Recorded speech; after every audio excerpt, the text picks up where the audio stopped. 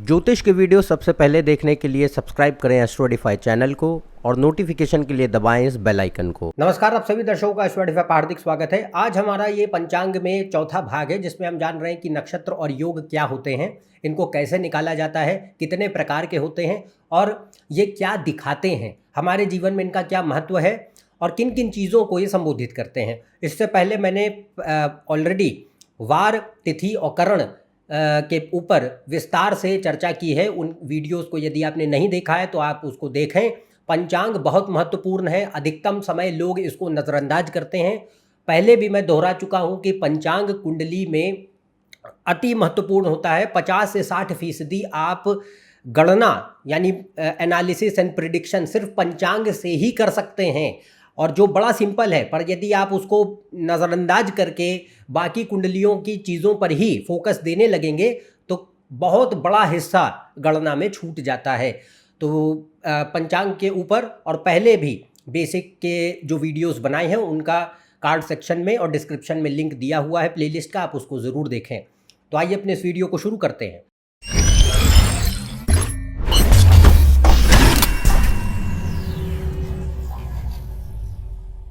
यदि आप मुझसे कंसल्टेशन लेना चाहते हैं तो ऊपर दी हुई वेबसाइट पर जा सकते हैं, इसका लिंक डिस्क्रिप्शन में दिया हुआ है। तो आज हम जानेंगे नक्षत्र और योग क्या होते हैं। पंचांग के ये दो हिस्से हैं। पंचांग यानी 5 अंग हैं समय के, 5 लिम्स ऑफ टाइम, जिसमें से वार, तिथि, करण, नक्षत्र और योग, ये 5 मिला करके पंचांग बनाते हैं। नक्षत्र देखें क्या रहता है कि बड़ा सिंपल है। नक्षत्र यानी ग्रह एक न एक राशि में कुंडली में स्थित होते हैं, और राशि के भीतर अगर हम उसको फर्दर सब डिवाइड करते हैं तो वहाँ पे हम कॉन्स्टिलेशंस देखते हैं, यानी कौन से नक्षत्र उस राशि में आते हैं। तो जो हमारा आकाश है, सौर मंडल है, उसमें हमने जो है एक डिवीजन ऑफ ज़ोडिएक साइंस यानी राशियों का विभाजन किया 12 राशियों में। 12 राशियों के भीतर हर राशि में 2.5 नक्षत्र पड़ते हैं। टोटल कुल मिलाकर 27 नक्षत्र हैं, और यह 27 नक्षत्र नवग्रहों को के द्वारा जो है कंट्रोल किए जाते हैं, स्वामी होते हैं। तो हर ग्रह के हाथ में, हर ग्रह का जो है हाथ में 3 नक्षत्र गया है। तो हर ग्रह 3 नक्षत्रों का स्वामी होता है। अभी कौन सी ग्रह किस राशि नक्षत्रों के स्वामी उसको अभी देखेंगे, पर नक्षत्र क्या है ये अभी आपको बताया। नक्षत्र है वह कॉन्स्टिलेशन या तारों का समूह जिसमें एक ग्रह एक राशि में बैठने पर स्थित होता है, और ये कहाँ है, प्लैनेटरी मूवमेंट कंटिन्यूअसली चल रहा है उसके ऊपर है। तो एक राशि 30 डिग्री लंबी होती है, और हर नक्षत्र क्योंकि उसमें 360 डिग्री का टोटल सोलर स्पेस है, तो 360 डिग्रीज में 27 नक्षत्र आ रहे हैं। अगर 360 डिवाइडेड बाय 27 करेंगे तो मेरे पास एक नक्षत्र की जो अवधि होगी वो 13 डिग्री 20 मिनट की होगी।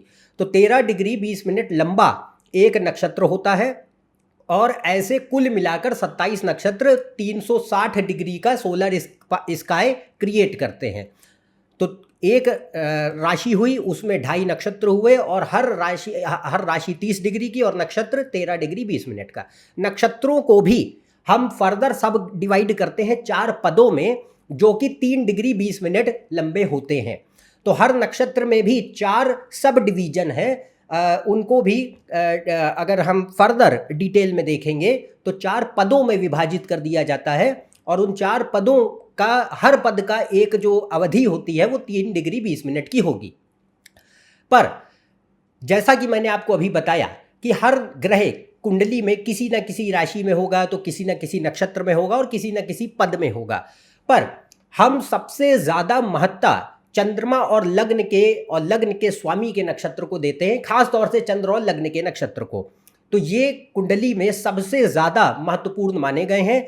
जिस भी नक्षत्र में चंद्रमा स्थित होगा और लग्न जिस नक्षत्र में स्थित होगा, उसका हमारी व्यक्तित्व, हमारे स्वभाव, हमारी पूरी सोच, बुद्धि, विचारधारा पर गहन प्रभाव पड़ता है। तो चंद्रमा और लग्न के नक्षत्र को हमेशा गौर से देखें। इसके अलावा हर नक्षत्र का एक ग्रह, जैसे मैंने कहा, स्वामी होता है। जैसे हर राशियों के स्वामी हैं, ऐसे ही हर नक्षत्र के भी स्वामी हैं, और हर नक्षत्र में एक देवता भी होता है, डेटी। तो एक तो हो गया ग्रह कि मान लीजिए रोहिणी नक्षत्र है तो रोहिणी नक्षत्र का स्वामी चंद्रमा है। ऐसे ही चंद्रमा रोहिणी का एक देवता भी जो है वह स्वामी होगा। हालांकि रोहिणी के केस में चंद्रमा ही वह देवता भी है जो उसका स्वामी है, परंतु हर नक्षत्र के दो कंट्रोलर होते हैं। एक तो वह ग्रह जो उसका स्वामी है, दूसरा वह देवता या डीटी या गॉड लाइक फिगर जो उसको कंट्रोल करेगा। तो उस नक्षत्र के भीतर उस देवता के जो गुण हैं वो पूरी तरीके से विद्यमान होते हैं और इसका खाका हमें सबसे ज़्यादा आख्यान शास्त्र से मिलता है, यानी माइथोलॉजी से मिलता है, पुराणों से मिलता है। तो वह उसको जब को रिलेट करके आज के समय काल के अनुसार जब हम गणना करते हैं तब हमें पता चलता है कि एक नक्षत्र के भीतर किस किस तरीके की गुण मौजूद हैं, अच्छे और बुरे दोनों। तो हमेशा आप ये देखें कि नक्षत्र बहुत ही ज़्यादा मैटर करते हैं और ख़ास तौर से किसी भी ग्रह का व्यवहार यदि जानना है, मैं बार बार इस पे फोकस देता हूँ। जो लोग भी मेरे इस चैनल से कई वर्षों से जुड़े हैं वह ये भली बात ही जानते होंगे कि हर ग्रह का एक व्यवहार होता है, बिहेवियर ऑफ द प्लैनेट। ये कोई रूल बुक नहीं होती है कि भाई यहाँ कोई ग्रह उच्च का हो गया तो बड़ा बढ़िया है, कोई ग्रह नीच का हो गया तो बड़ा खराब है। It is not like that. हमेशा आपको उस ग्रह का व्यवहार देखना होता है। चीज़ें बड़ी डायनामिक होती हैं कुंडली में, कोई स्टैटिक नहीं है कि फिक्स हो गया, पत्थर की लकीर खिंच गई है, ऐसा नहीं है। तो उस ग्रह का व्यवहार जो है वह देखने में नक्षत्रों की बहुत बड़ी भूमिका है। यदि आपको नक्षत्र नहीं मालूम है, उनका व्यवहार नहीं मालूम है, आप ग्रहों को गहराई में कभी भी आकलित नहीं कर सकते, कभी नहीं। खाली उस सतही जानकारी हासिल करके आप ये समझ जाएंगे हाँ ये ग्रह यहाँ बैठ के थोड़े बहुत चीज़ें ये कर देगा वो कर देगा, जिसमें एक लेवल तक, हाँ एक सटल लेवल तक 30, 40, 50%, 60% तक आप ठीक है। उसके आगे आपकी एक्यूरेसी नहीं रहती है, क्योंकि हर ग्रह का व्यवहार बदलता है और ये डिपेंड करता है नक्षत्रों पर और पदों पर। तो यहाँ पे नक्षत्रों के ऊपर मैंने पहले भी वीडियोस बनाए हैं। चैनल की प्लेलिस्ट में जाकर आप उसको देख सकते हैं कि हर नक्षत्रों की क्या स्वभाव है, क्या गुण है। हालांकि वो वीडियो काफ़ी पुराने हैं। भविष्य में मैं और बारीकी के साथ, गहनता के साथ जो है नक्षत्रों के ऊपर चर्चा करूँगा, पर तब तक के लिए आप उन वीडियोस को देखें। काफ़ी जानकारी आपको मिलेगी कि किस तरीके से नक्षत्र कार्य करते हैं। दूसरा, अब ये दिखाते क्या हैं नक्षत्र जो हैं, जैसा मैंने कहा बहुत महत्वपूर्ण है, परंतु चंद्र और लग्न के सबसे ज़्यादा मात्रा रखते थे। पर ये दिखाता क्या है? ये दिखाता हमारी सोच, बुद्धि, विचारधारा, स्वभाव, व्यक्तित्व और प्राण की एक स्थिति शरीर के भीतर। तो यहाँ पे जब मैं बात करता हूँ कि कौन सा नक्षत्र यहाँ पे देखा जा रहा है, यह है चंद्र और लग्न का। तो चंद्र और लग्न के नक्षत्रों की बात हो रही, बाकी ग्रहों के नक्षत्र अभी नहीं ले रहे हैं। तो यहाँ पे जब भी आपको ये कहा जाए कि नक्षत्र, तो नक्षत्र हमेशा चंद्र का देखेंगे फर्स्ट पोजीशन, उसके बाद लग्न का देखेंगे। तो ये क्या दिखाते हैं? नक्षत्र दिखाते हैं mindset, thinking, personality, nature and प्राण क्वालिटी। आपके भीतर प्राण ऊर्जा कैसी है, क्योंकि नक्षत्र का जो तत्व होता है वो वायु तत्व है और वायु हमारे जीवन को कायम रखने के लिए बहुत ज़रूरी है। सांस लेते हैं आप, प्राण जो है वो वायु से निर्मित है। तो अगर वायु नहीं होगा तो जीवित कैसे रहेंगे? खाने के बिना, पानी के बिना थोड़े दिन जिंदा रहा जा सकता है, वायु के बिना 5 मिनट भी नहीं जीवित रह सकते। तो यहाँ ये बात रहती है कि वायु यानी प्राण हमारे भीतर जो व्याप्त है वह लगातार हमको जीवन देने के लिए जिम्मेदार बन रहा है। तो we are existing because of the प्राण। तो वायु का तत्व होने के कारण नक्षत्र प्राण की एक क्वालिटी भी दिखाएगा। इसके अलावा जैसा मैंने कहा कि हर नक्षत्र का अपना 4 पदों में विभाजन किया गया है। इस वजह से एक ही राशि में पैदा होने वाले लोग अलग अलग व्यवहार के भी होते हैं। तो मान लीजिए 2 लोग हैं जिनकी मीन राशि है, पर दोनों के स्वभाव, गुण, चरित्र, व्यक्तित्व सब में बहुत असमानताएं हैं। क्यों? क्योंकि उनकी कुंडली में हो सकता है भाई अलग अलग नक्षत्रों में वो मीन राशि के तो हैं बट अलग अलग नक्षत्रों में जन्म हुआ हो। तो कोई पूर्व भाद्रपद में हो सकता है, कोई उत्तर भाद्रपद में हो सकता है, कोई रेवती में हो सकता है। ये 3 नक्षत्र मीन राशि में पड़ते हैं। तो अब यहाँ पे जिसका जन्म जिस नक्षत्र में हुआ होगा उसके भीतर उस तरीके के गुण ज़्यादा प्रधान हो जाएंगे। तो मीन राशि क्या हो गई कि मीन राशि एक अम्ब्रेला एक एंटिटी है जो कि उनको गवर्न कर रही है, पर उसके भीतर भी जब हम सब कैटेगरी या डिविजन्स में जाते हैं तो मेरे पास एग्जैक्ट एक फिल्टर्ड पर्सनालिटी जन्म लेती है इंसान की। तो ये भी नक्षत्रों के बलबूते ही है तय किया जाता है कि 2 लोग एक ही राशि के अलग अलग स्वभावों के क्यों हैं। और उसमें भी फर्दर डिवाइड कीजिएगा तो एक ही नक्षत्र में मान लीजिए व्यक्ति पैदा हुए हों पर उनके भी स्वभाव विपरीत हैं या अलग अलग हैं थोड़े, उसका कारण होगा अलग अलग पदों में उनका जन्म होना। तो 4 पद थे, तो ऐसे हमको देखना चाहिए। इसके अलावा नक्षत्रों का जो कारक तत्व होता है वो है वायु, जैसा मैंने आपको कहा, और इसका जो कारक ग्रह होता है वो होता है शनि। तो शनि जो है वो वायु तत्व का भी ग्रह है और शनि जो है कारक ग्रह बनता है नक्षत्रों का नेचुरल सिग्निफिकेटर। ठीक है, तो ये यहाँ पे हमने अभी नक्षत्रों के बारे में जाना। अब इसके बाद यहाँ पे एक टेबल आप देख पा रहे हैं, ये दिखा रही है कि 9 ग्रहों के कौन कौन से नक्षत्र आते हैं उनके अधीन। तो केतु, शुक्र, सूर्य, चंद्र, मंगल, राहु, बृहस्पति, शनि, बुध, ये जो ग्रह हैं हर ग्रह 3-3 नक्षत्रों का स्वामी है और शुरुआत होती है अश्विनी नक्षत्र से जिसका स्वामी केतु होता है। तो और महादशा का भी जब भी आप सीक्वेंस देखेंगे तो हमें हमेशा दशा भी नक्षत्रों के आधार पर ही निकालते हैं। विंशोत्तरी महादशा, तो वो महर्षि पराशर ने उसकी गणना नक्षत्रों के आधार पर ही की है कि भाई जिस नक्षत्र में व्यक्ति पैदा हुआ है उसी ग्रह की दशा सबसे पहले आएगी उसकी, वहाँ से उसका जीवन का प्रारंभ होता है। तो अगर कोई व्यक्ति अश्विनी में पैदा हुआ है तो केतु महादशा से गुजरेगा, हालांकि उसके अंदर पद भी वेरी करेंगे। बट यहाँ पे ये बात आती है कि नक्षत्रों की भूमिका दशा को निकालने के लिए भी बहुत महत्वपूर्ण है, खासतौर से विंशोत्तरी दशा जो यूनिवर्सली एप्लीकेबल है हर व्यक्ति पर। तो यहाँ पे हर ग्रहों के कौन कौन से नक्षत्र आते हैं यहाँ पे मेंशन्ड है, आप इसको देखें। और बाकी जैसा मैंने आपसे आग्रह किया, हर ग्रह के बारे में विस्तार से जानने के लिए आप प्लेलिस्ट को चेक करें जिसमें मैंने बखूबी बताया है कि उसमें हर ग्रहों का, हर नक्षत्रों का क्या व्यवहार होता है, किस तरीके के परिणाम उसमें देख सकते हैं। अब यहाँ चर्चा करेंगे योग क्या होता है। देखिए योग यहाँ पे कोई हम या राजयोग, धन योग और अन्य प्रकार के योगों की बात नहीं कर रहे हैं। योग का अर्थ है पंचांग का एक वह हिस्सा जो हमारे भीतर आकाश के तत्व को दिखाता है। तो योग निकाला कैसे जाता है? योग निकाला जाता है सूर्य और चंद्रमा के भोगांशों को जोड़ दें और उसको 13 डिग्री 20 मिनट से भाग दे दीजिए, इससे आपका योग निकल के आएगा। तो 27 प्रकार के नक्षत्र होते हैं, ऐसे ही 27 प्रकार के योग भी होते हैं। तो हर नक्षत्र के भीतर एक एक योग पड़ेगा और यहाँ पे ये दिखाता क्या है उसको समझेंगे। तो यहाँ नक्षत्र के बाद योग जो है आकाश के तत्व का रिप्रेजेंटेशन है, यानी संबोधन कर रहा है। तो जैसा मैंने पहले वीडियो में आपको बताया था कि आकाश का तत्व क्या दिखाता है, absolute non dual consciousness, pure existence consciousness bliss को दिखाता है, पूर्ण सच्चिदानंद अद्वैत स्वरूप में उसका संबोधन कर रहा है। तो यहाँ पे योग हमारे भीतर उस आकाश तत्व का द्योतक है।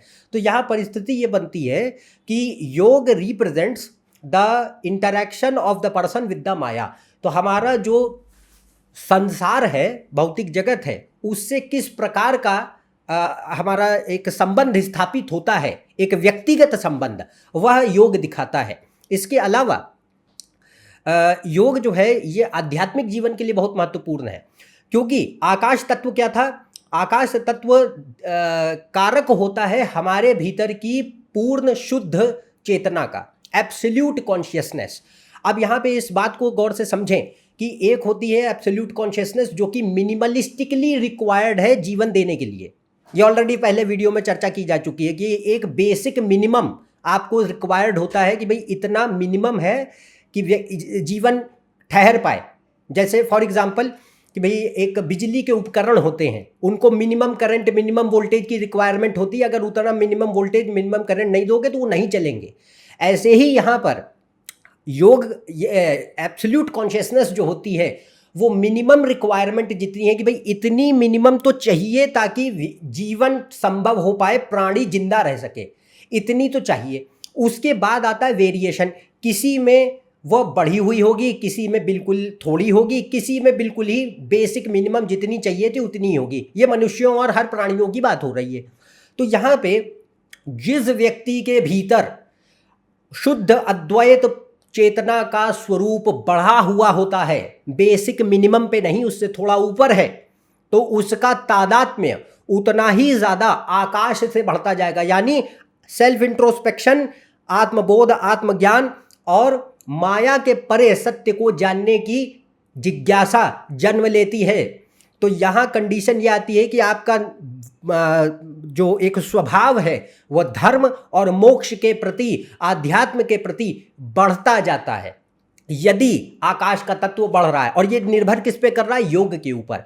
ऐसे ही अगर वह जो पूर्ण शुद्ध चेतना जो बेसिक मिनिमम पर ही अटकी हुई है कि भाई इतनी तो रिक्वायर्ड थी मिनिमम फंक्शनिंग जिंदा रहने के लिए, उतनी है, उससे ज़्यादा कुछ नहीं है, तो यहाँ पर स्थिति क्या होगी कि अब आपका जो स्वभाव या एक रुझान है या तादात्म्य है वह बॉडी माइंड कॉम्प्लेक्स से ज़्यादा होगा, चित्त और अहंकार से ज़्यादा होगा। वह पूर्ण शुद्ध अद्वैत चैतन्य से ना होकर सिर्फ माया से ही तादात्म्य होगा। Material body identification with the body mind complex increases and the identification or realization of your true self in the form of absolute non-dual consciousness does not exist or it is very minimal। ये बात है, तो यहाँ पे ये चीज नजर आती है। इसके अलावा जितना ज्यादा आकाश तत्व बढ़ेगा उतनी ज्यादा इंटरनल अवेयरनेस यानी आंतरिक जागरूकता बढ़ती जाएगी। आंतरिक जागरूकता किसकी है?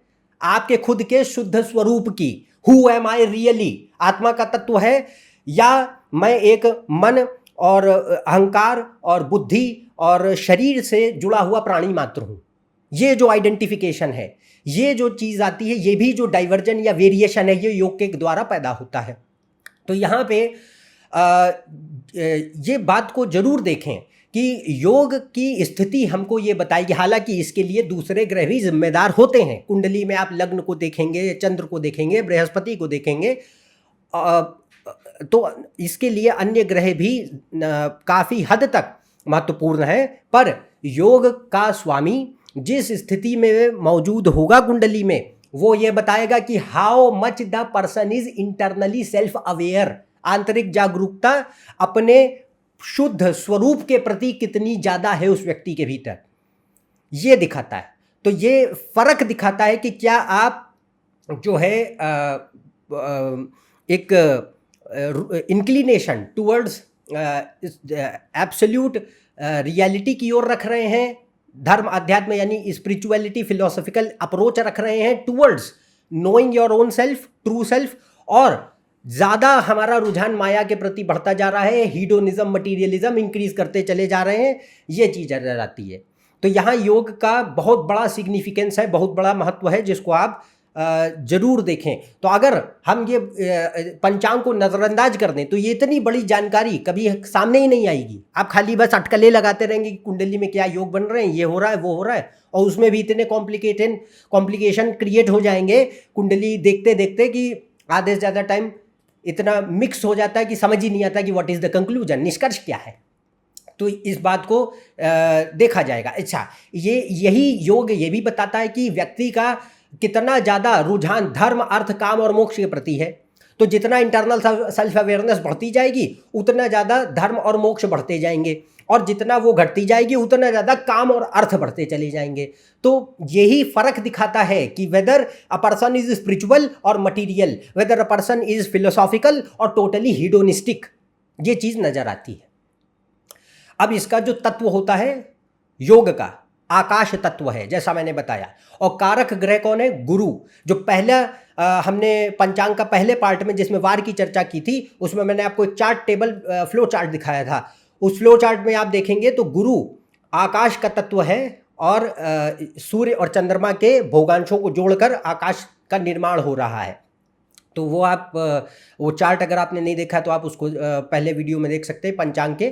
पर कारक ग्रह कौन है? गुरु, और अर्थ कारक तत्व है आकाश। तो ये है योग। अब ये यहाँ पे प्रकार हैं, टेबल आप देखें 27 प्रकार के योग हैं। ये अलग अलग उनके नाम हैं। हालांकि आप अपनी कुंडली में अगर जो है कहीं सॉफ्टवेयर वगैरह से निकालेंगे तो उसमें आपका योग लिख के आया रहेगा कि आप किस योग में जन्म आपका हुआ है। पर हर ग्रह के हर नक्षत्र में, जैसा मैंने कहा, हर ग्रह के हाथ में 3-3 योग आते हैं और हर नक्षत्र में एक एक योग पड़ता है। तो यहाँ पे 27 नक्षत्र हैं, 27 योग हैं। ऐसे ही यहाँ पे योगी जो लिखा हुआ है सबसे ऊपर, सबसे पहले योगी है उस ग्रह, उस योग का स्वामी। तो योग के स्वामी को योगी कहते हैं।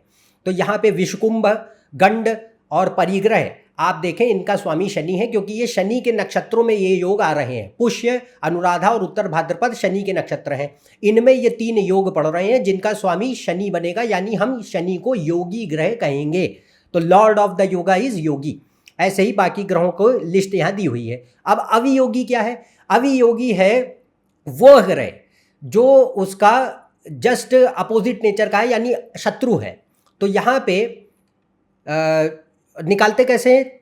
जिस नक्षत्र में वह योग फॉल कर रहा है वहाँ से छठे नक्षत्र को अगर जोड़ दोगे तो छठे नक्षत्र का जो स्वामी बनेगा वो होगा अवियोगी। तो पुष्य जैसे आ रहा है, पुष्य नक्षत्र में विषुकुंभ आता है, तो पुष्य से छठा नक्षत्र जो होगा वो हस्त्र नक्षत्र होता है। तो हस्त्र का जो स्वामी होता है वो है चंद्रमा। ऐसे ही अनुराधा से छठा नक्षत्र देखेंगे तो आपका पड़ेगा श्रवण, और उत्तर भाद्रपद से छठा नक्षत्र देखेंगे तो पड़ेगा रोहिणी। तो यहाँ से छठा नक्षत्र जो रहेगा हर एक के ऊपर करस्पॉन्डिंग हर एक से छठा नक्षत्र कैलकुलेट करेंगे तो वह हो जाएगा बाधक ग्रह, अवियोगी कहते हैं उसको। तो वह ग्रह होगा जो अब यहाँ पे योगी का शत्रु है, और वह अगर बलवान होगा तो दिक्कत होगी। तो मान लीजिए एक उदाहरण के तौर से समझते हैं कि अगर कुंडली में योगी ग्रह शुभ स्थिति में है तो जैसा मैंने कहा आंतरिक जागरूकता अच्छी होगी। मान लीजिए लग्न के स्वामी भाग्य भाव के यानी नवम भाव के स्वामी चंद्रमा, बृहस्पति और लग्न, इनका संबंध यदि योगी से बनता है और अच्छी परिस्थितियों में बनता है, मतलब अच्छी राशियों में अच्छे योग बनाते हैं, तो व्यक्ति के भीतर आंतरिक जागरूकता ज़्यादा होगी, सेल्फ अवेयरनेस ज़्यादा होगी। दूसरा, व्यक्ति के भीतर यह समय के साथ ऐसा रुझान भी पैदा करेंगे कि भाई माया के परे देखने की कोशिश करें, अखंड सत्यता का दर्शन करने का प्रयास करें, भौतिक जगत को त्यागने की थोड़ी सी एक अपने भीतर प्रवृत्ति पैदा करें। तो यह चीज़ें नजर आती हैं। परंतु अगर यहाँ पे अवियोगी बलवान हो जाए और योगी कमजोर पड़ जाए तो ये रिवर्स हो जाएगा, इंटरनल अवेयरनेस घट जाएगी, मटीरियल आइडेंटिफिकेशन बहुत बढ़ेगा, या ब्लाइंडली मटीरियलिस्टिक भी हो सकते हैं।